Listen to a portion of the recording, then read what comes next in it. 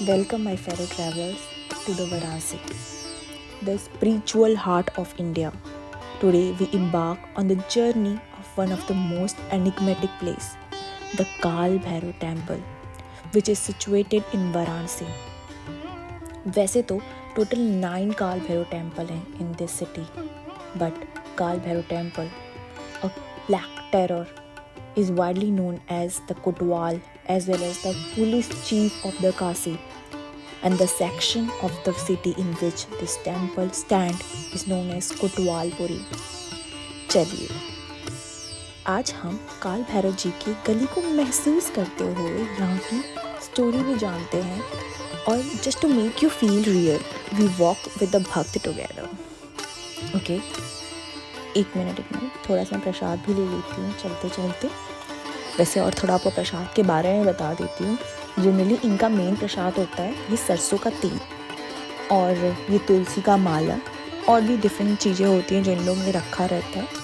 But और इसके अलावा एक हम लोग धागा भी अंदर लेके जाते हैं जो हमें वहाँ के पंडित लोगों से पहनने को मिलता है, और उसमें भी वो कुछ झाड़ते हैं and they do it, and वो मैं आपको आगे दिखाऊंगी भी और आपको बताऊंगी भी उसके बारे में.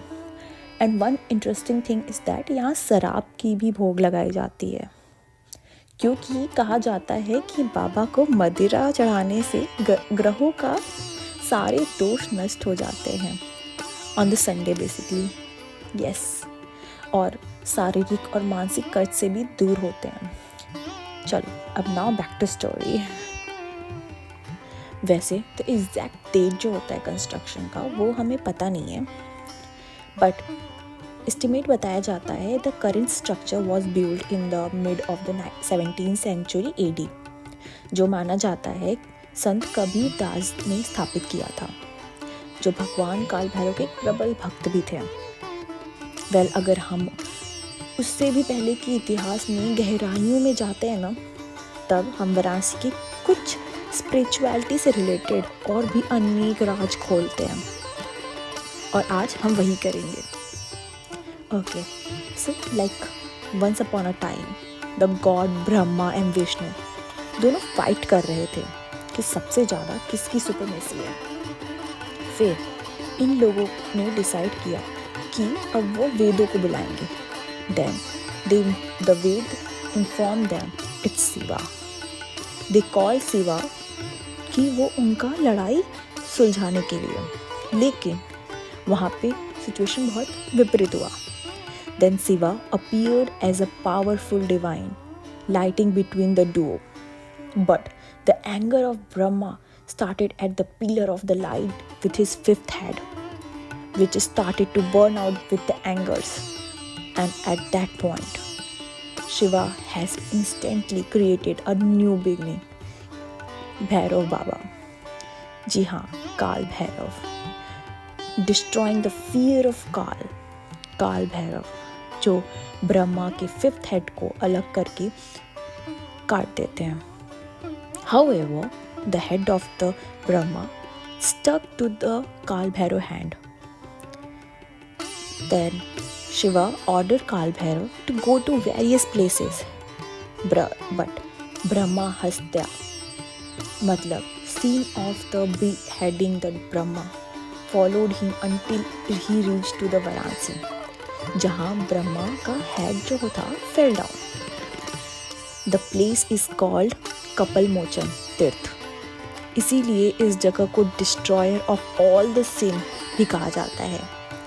As he was freed of the sin Brahma hatya, as he enter the Varanasi, Shiva then pronounced that the Kal Bhairav will be there forever in Varanasi only, in order to remove the sin of his discipline.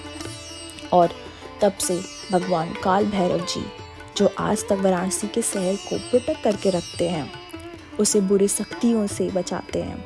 Even कहा जाता है कि काशी में मृत्यु भी काल भैरव से डरती, जिनके सर पर एक माला है जो मस्तिकोण की है, और उनके हाथों में मोर के पंख की डंडा है.